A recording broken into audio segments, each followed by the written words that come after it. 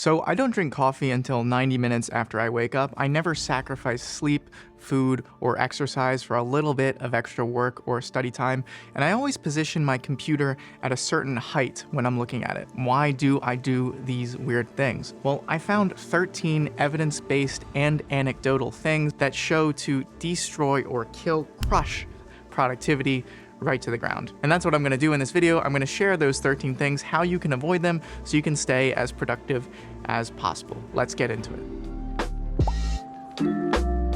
So the first thing is you're working at the wrong time. There's this concept called sleep inertia, that it takes a little bit of time for our brain to wake up to peak cognitive functioning. Your best work will probably not be completed in the first hour after waking up because of this concept of sleep inertia, because your brain is still just waking up. It seems our brain performance improves to optimal at around 2 to 4 hours after we wake up. And this isn't just conjecture, right? This piece of advice, this tip is based off a research article which I saw that showed people who were doing simple math problems could do the most math problems the quickest and the most correctly within 2 to 4 hours after waking up, as opposed to the initial hour or kind of later on during the day. Another important point is one of the main reasons we wake up is because of this hormone called cortisol. And cortisol continues to rise after we wake up until it peaks at a certain point. And this point is around 30 to 40 minutes after you wake up. So once you hit that peak cortisol, right, your body's the most awake from this cortisol. So you're gonna have the peak or the higher cognitive function kind of after you hit that point.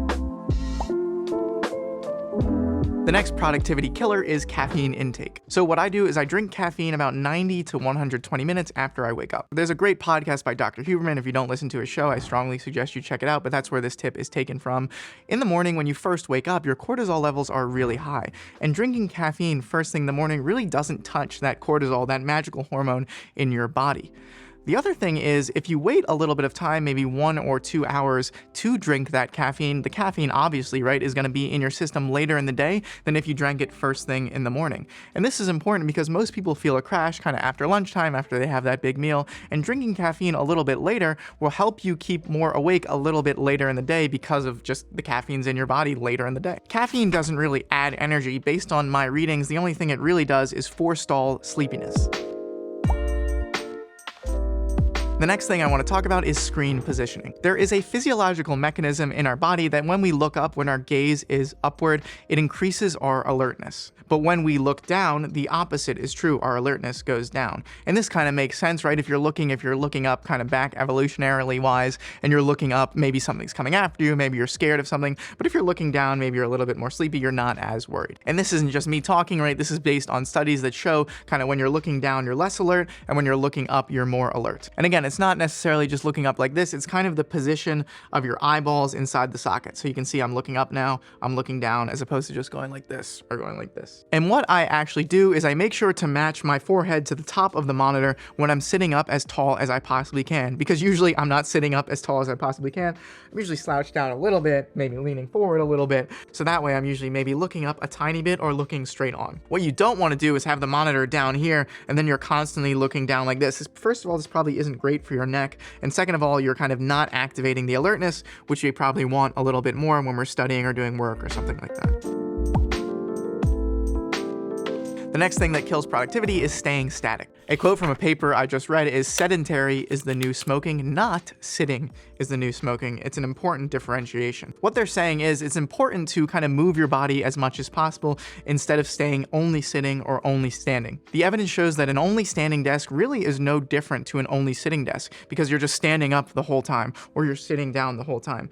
Where kind of the benefit comes in is when you're alternating between a sitting and standing desk, because that's movement. And really, we don't want to be sitting down. We don't want to be stationary for that long. So that's why what I do is every Pomodoro session, I alternate between the standing desk and the sitting desk. So I'll study for 25 minutes sitting down, and then I'll stand up for 25 minutes, and then maybe I'll go on one of my breaks or something like that. But I'm alternating between sitting and standing. The human body isn't meant to stay in one position static for an extended period of time. So try moving more often than not, and try changing positions if you're sitting in a place for a long period of time. The next thing that kills productivity is using light incorrectly. Using light correctly will help regulate our sleep and our alertness. So okay, let's break it down. Phase 1 of the day, the first 8 hours after waking up. What should your lighting be like? So when we first wake up, right, our alertness is at a peak. We have the highest levels of norepinephrine, dopamine, and cortisol that we will for the rest of the day. And we should be encouraging this spike of chemicals within our body by getting exposure to some very, very bright light as soon as we can first thing in the morning. Ideally 10 to 30 minutes after waking up. So what I do is I go outside and walk outside. If you have bright light exposure, you really only need about 5 minutes. If you have kind of some slightly overcast clouds, maybe you need 10 to 20 minutes. If it's very overcast, maybe you need about 30 minutes of outside time with this bright light. But again, this is much brighter light than anything you can do inside. Inside, bright light would take about maybe 6 hours to get to the same levels of equivalent light hitting your retina. Because again, the light hits the retina and then it kind of signals to a different part of our brain which says, okay, this is more awake, this is more daytime. So phase 2, this is 8 to 13 hours kind of after waking up. And this is when our alertness chemicals start to kind of fade out of our body. But this is nice because our serotonin levels start to go up, which some research indicates we're more creative when we have higher levels of serotonin in our bodies, so we can do a little bit more creative work. I like to say this should go to 8 to 14 hours because I can't really do much effective work about 14 hours after waking up. And around this 14-hour mark, right, because until then I've had all the overhead lights in my apartment. I've had as many lights on kind of in my apartment and around me to kind of keep me awake, to keep these kind of levels of my alertness high. So in phase 2.5, which is like 13 to 16 hours after we wake up, 3 hours before we go to bed, you should start winding down with lights. That means turning off the overhead lights, switching to redder lights as opposed to more blue lights, and getting a little screen time, as little kind of bright lights in your face as possible. This means also technically we shouldn't be really viewing our phone or viewing the TV, but this is really hard for me because, you know, you're maybe working a little bit later, or you're working on a computer. So I like to only get this restriction about an hour before bed, or about hour 15. But that hour before bed, I stop all electronics, I stop all bright lights. I kind of read by a very red light, kind of by this reading corner I have over here. I take a shower with the candles on, no joke. I put candles like by my shower because I don't want that overhead bright light. I'm trying to get very low and very red light. So finally, we're on to phase 3, which is hours 16 to 24, these 8 hours when you should be sleeping, and this should be as dark and as black as possible. So this is kind of a good connector to the next one. The next thing that kills productivity is not sleeping as well. So people who don't sleep as well perform worse at nearly everything. This is why there are rules for truck drivers, medical practitioners, and even NASA astronauts for how long you can be working, because they need to factor in time for people to get sleep just because of how vital sleep is for performance. Poor sleep, which means less than 6.5 hours a night. Yes, if you're not getting 6.5 hours or more a night, you're not sleeping properly according to the data, is correlated with decreased performance, increased chance of accidents, worsened mood, decreased reaction time, and higher chances of anxiety and depression, and that's just the beginning. Not sleeping properly even removes that nice cortisol pump we get first thing in the morning. And remember, that cortisol pump is vital. A lot of this video is based off of maximizing that cortisol first thing in the morning. One study looked at 40 participants, and a couple of them were randomly told, okay, you don't get to sleep, and the other group was told, okay, sleep. And they looked at cortisol levels in the body, especially when first waking up in the morning, or when the morning starts for the people that didn't really sleep. And they showed that the people that didn't sleep at night just didn't have that cortisol spike in the morning. So sleeping is necessary to get that nice cortisol spike first thing in the morning. Well, what if you just take a nap later in the day? What if you try to catch up on this sleep? Well, still no go. I looked at another study which showed people who try to take naps later in the day to get this cortisol spike back just don't get a cortisol spike. It seems this lovely cortisol spike was built into us only really for when we wake up at our morning time, whenever your set morning time in your body is, and only once you've had sufficient sleep. It's really hard to trick our body into thinking it got a full night's rest.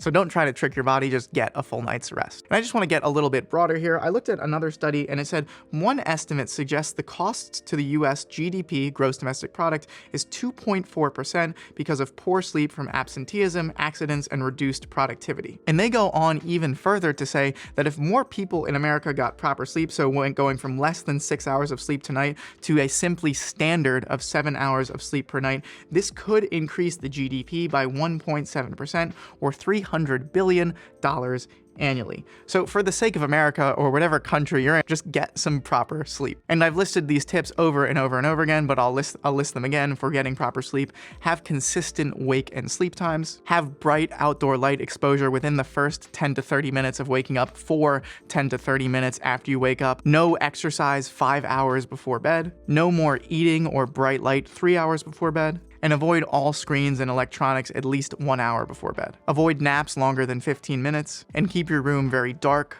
cold, and quiet.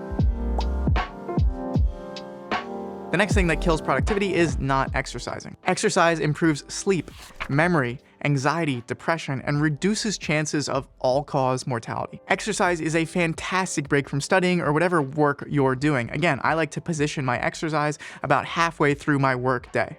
But this is if I can control it. Usually, you can't just take an exercise break in the middle of the workday.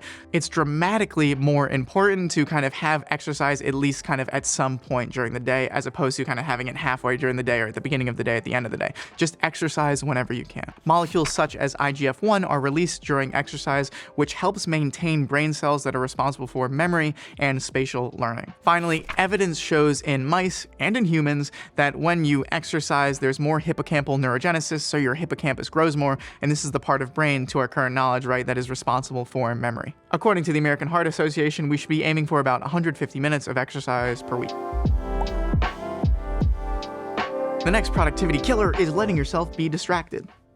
1 week later.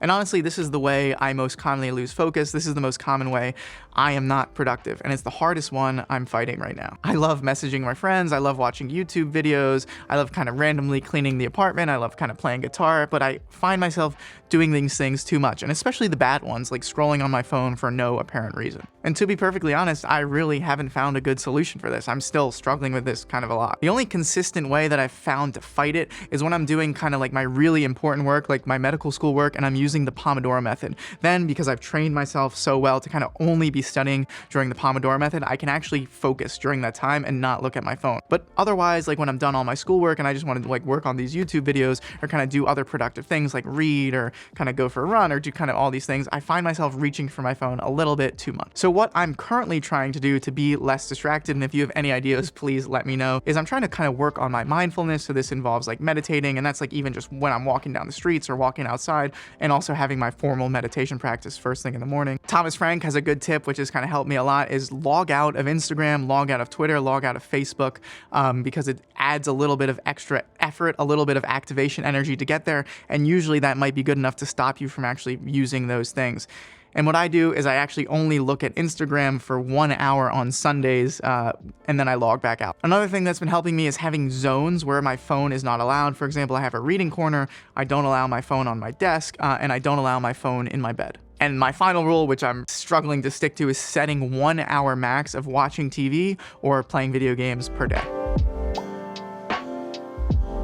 Okay, the next way people lose productivity or aren't as productive is they depend on motivation. One major difference, I think, between a professional and a hobbyist is consistency. Professionals know they have to do the work, so they show up and get the work done. Hobbyists just show up and do the work when they feel like it. And when they feel like it, or depending on motivation, isn't a great way to stay productive. For example, today, filming this video, I knew I was going to film this video at a certain time, and even if I didn't feel great about filming this video, which I do because I like doing this, but even if I didn't feel great about doing it, which just happened a couple times, I would do it anyway because I want to be a professional YouTuber. I love this and I want to keep doing it, so I want to treat it like a professional job. So time blocking has been incredibly helpful for me because if I see it in the calendar, it feels kind of more real. Like for example, I have 5 hours this morning set out to recording a couple videos, and this is one of those videos. I have time blocks for when I'm going to study for medical school or when I'm going to go into certain rotations. I have time blocked out first thing in the morning when I want to go for my little morning walk or write in my journal.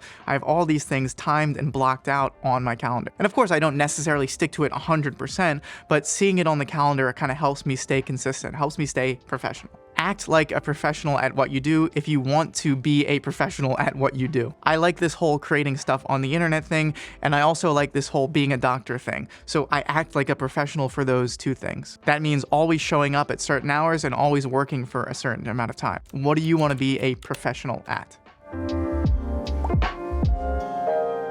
The next thing that helps with productivity is setting a goal.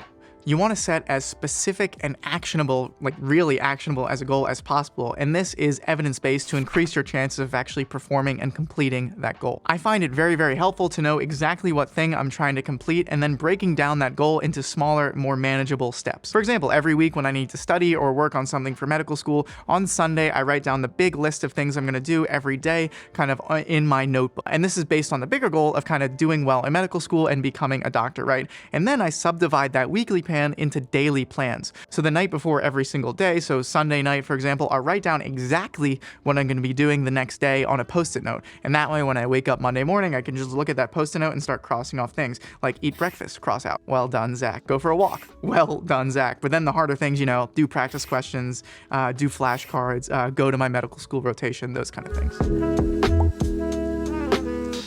The next thing that decreases productivity is having dull tools. Have the best tools for what you do within reason, of course. And it doesn't even have to be that advanced, right?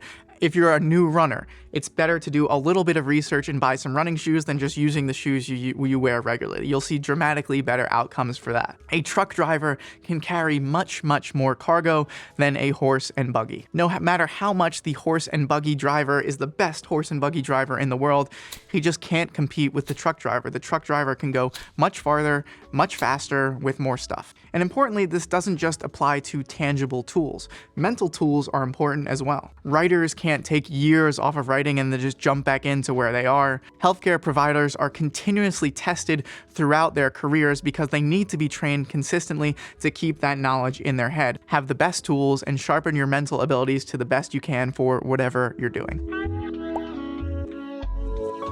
The next thing that harms productivity is not taking a break. Take a break. Take a break from this video. Go for a walk. Do something.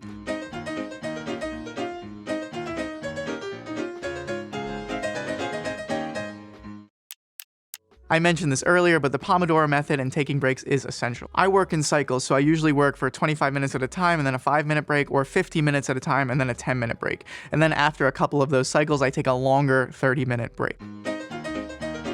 I find that the absolute max for myself, and this is also backed by research, of consistent focus time is about 90 minutes, and that's pushing it a lot. You can focus really hard and really consistently and powerfully for 2, 3, 4, 5 hours consistently.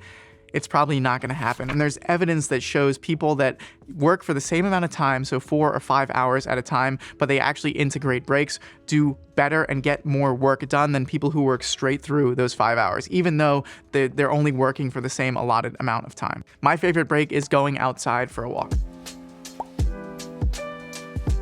My final tip for being as productive as possible is reduce tunnel vision. Don't have tunnel vision. Grow outside of whatever you're doing, of whatever you're focusing on, of whatever you're doing most of the time. The most resilient ecosystems are the most diverse ecosystems. All the best doctors I know have well-rounded personal lives. This is why I try to read, meditate, exercise, talk to mentors outside of medicine, talk to mentors outside of YouTube. I want to learn as much as I possibly can. I think if I only focused on medicine, or if I only focused on YouTube and those were the only things I did at all time, I would be worse at those things individually. But doing all these other things helps me stay balanced as a person and helps me perform better at these individual activities. When I first started medical school, I wanted to be the best medical student, the best doctor possible. And I said, you know what, I'm going to stop exercising. I'm going to only get takeout food. I'm not going to really hang out with my friends. I'm not really going to go out on the weekends just because I want to just study medicine, just focus on medicine. And my performance was worse than it ever was before. I realized then that, oh, maybe I'm studying wrong, maybe something's going on. But no, I was like, wait a second, I'm not exercising. I'm not hanging out with my friends. I'm not doing things that kind of make me happy, and it's kind of reducing my powers in my brain. And guess what? When I brought those things back, my grades went up, my performance went up, and I just felt better. Finally, there are many other things that come into play that affect productivity that most people just don't think about. For example, if you aren't optimizing your circadian rhythm, you don't get that amazing boost of norepinephrine, epinephrine, and cortisol first thing in the morning. And if you don't get that boost first thing in the morning, you aren't optimizing your focus, because these molecules have a huge impact on how much we can focus and what we can do. And I talk exactly how you can optimize these molecules every single day, and 9 other things I do every single day to improve my focus on a video I have exclusively on Nebula. And this video is a full-length video about 10 things I do every single day to improve focus. And one of these things I actually spend 2 hours doing every single day just because of the amazing impact it's had on what I can get done. And on Nebula, I post all of my YouTube videos 1 week early, and also they're ad-free and downloadable. And I also am regularly posting exclusive companion videos on there as well that will never appear anywhere else except on Nebula. Productivity YouTuber, yeah, productivity, smash, productivity. I will see you on the next one.